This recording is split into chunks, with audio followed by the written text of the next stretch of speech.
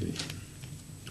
Well, it may indeed seem odd that we are discussing regional security framework when we are facing the turmoil in the Arab world and state systems are disintegrating.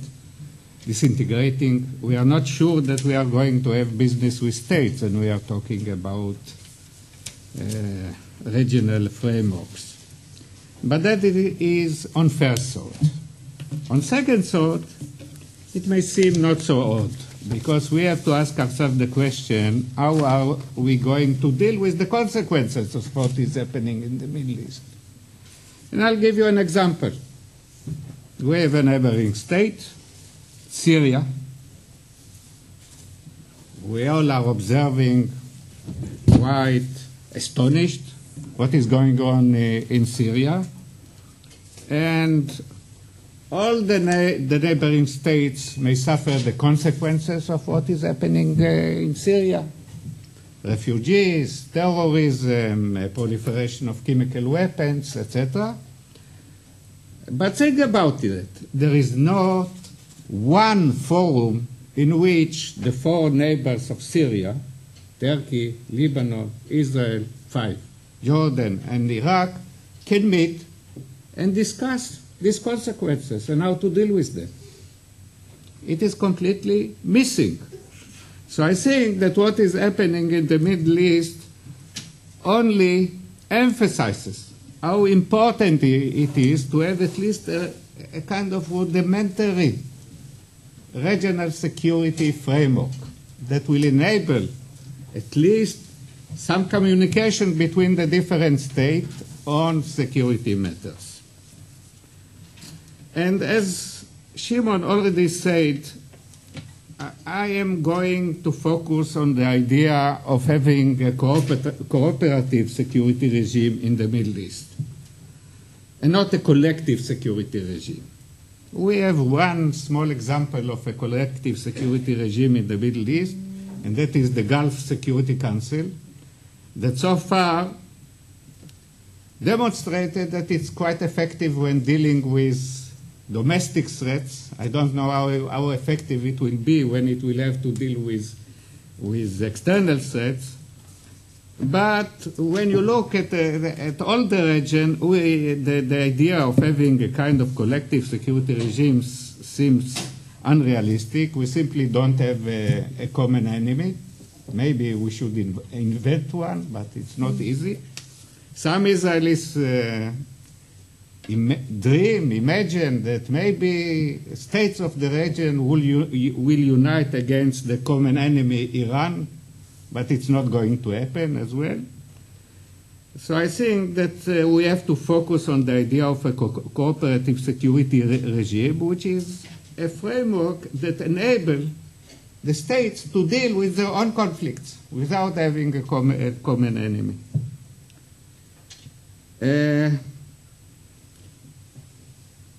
Now, arms control agreements, including the idea of establishing a weapons of mass destruction free zone, are one element of such a cooperative security regime, but that is the most ambitious one of the elements of such a regime.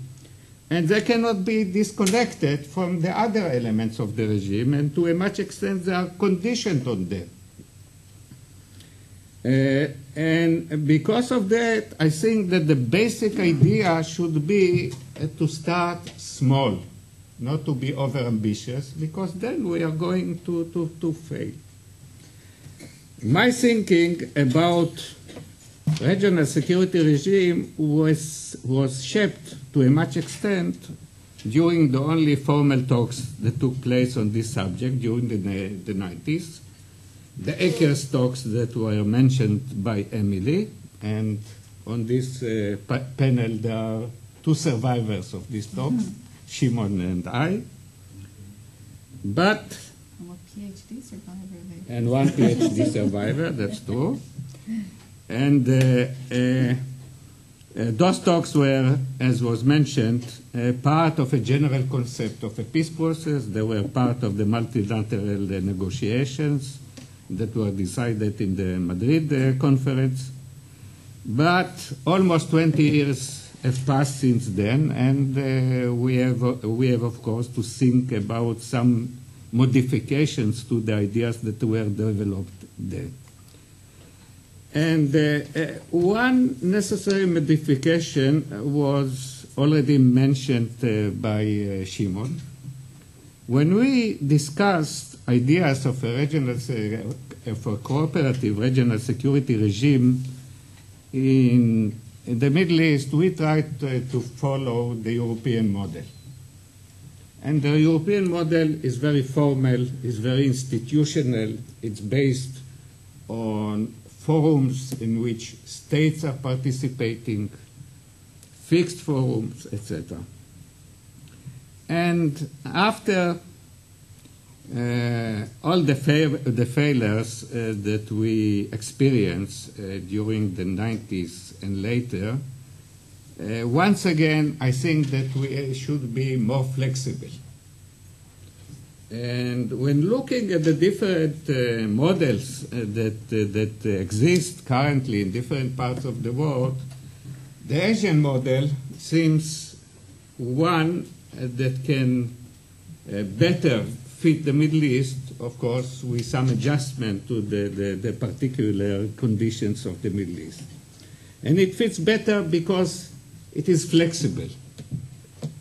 It is composed of some interstate elements and some track 2 elements, some formal elements and some informal elements.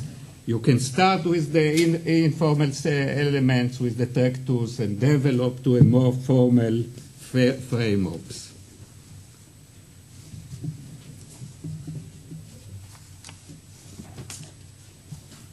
Now, other principles that have to be taken account of. Well, the first principle, if we are talking about the Middle East cooperative security regime, then the first question is, what is the Middle East? The definition of the region. Actually, in Ecker's talks, we agreed on a definition of the region that was very simple. The definition was that the region is consisted of the states of the Arab League plus Israel plus Iran. There is one modification that has to be made to this definition, and that is the addition of Turkey. And the reason for that is very simple.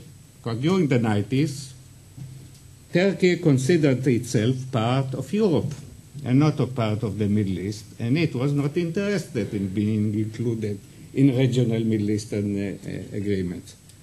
I think that is one of the important changes that took place since then, the orientation of Turkey.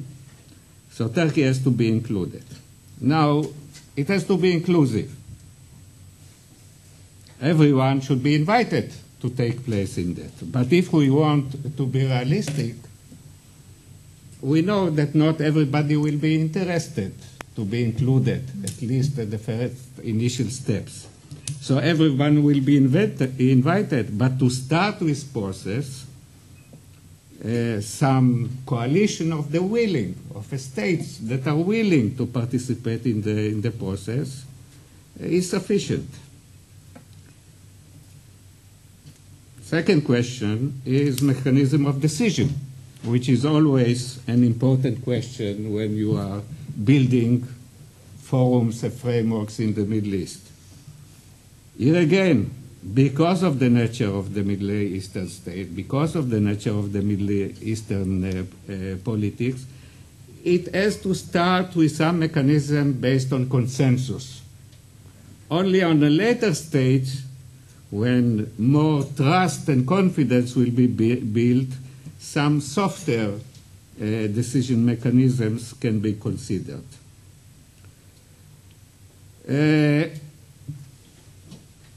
Third principle, and that is a principle that I don't know why, maybe because some Canadians that are French-speaking participated in the development of this concept, we use a French term, and that is geometry variable.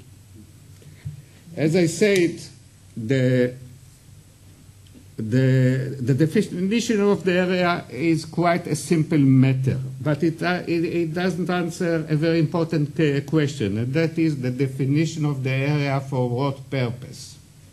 So for purposes that are relevant to the whole Middle East, it's a good definition. But for other purposes, it may not be a good definition. For example, if we are considering also conventional arms control arrangement, conventional forces arms control arrangement, it doesn't make a sense to treat all the Middle East as one unit. So you have to think about some combination of regional arrangements and sub-regional arrangements, as well as discussions and forum. And that could be achieved through geometry variable. And the last issue that I want, the one issue before the last issue that I want to deal with is the issue of CSBMs. Confidence and security built-in measures. Well, these measures got to some extent a bad name in the Middle East, mostly because of the Arab attitude. And that is because from the point of view of the Arabs, CSBM is actually a way through which Israel tries to force on them normalization. Of course, it is a wrong interpretation, and I think that it could be, this objection to the idea could be overcome somehow if we will try in some way to look at the different CSBM ideas and adopt only these ideas that have a practical, useful sense, and not only symbolic CSBMs. I remember that during the Hackers years, one of the things that was done is that the European states invited us to observe different CSBM steps that are taken within the context of the CSCE, the Helsinki Protocol, etc. arrangements. And some of them were simply ridiculous. I remember participating in a CSBM that was called a visit in an airbase. And we came to a UK airbase, and it was ridiculous because what our host showed the visitors from at that time, the Eastern Bloc, was some logistical part of the airbase, some sport installations. We got good food and some entertainment, but there was no real content to this visit. But at the same time, there are other CSBMs that are really useful. For example, CSBM that are really concerned with exchanging of information, like pre-notification of military exercises, pre-notification of test launches of ballistic missiles. All the states in the Middle East are extremely sensitive to launches of ballistic missiles. Pre-notification about such states can prevent misunderstanding and escalation as reason of misunderstanding and so on. Or another important CSBM, and that is an establishment of a regional security communication system. That may be useful. And the last point that I wanted to make is, well, sometimes I enjoy being in a minority. So I belong in the very small minority of Israelis that feel sorry because the 2012 WMD Free Zone conference didn't take place. And I am not feeling sorry because I think that it will hurt the probability of realizing the vision of a WMD Free Zone shortly. It's not going to happen anyway, shortly. But I am sorry because I think it was an opportunity with some goodwill from the different parties in the Middle East to start the kind of process that I am talking about. And as usual, we missed the opportunity. But that is quite common in the Middle East. Thank you.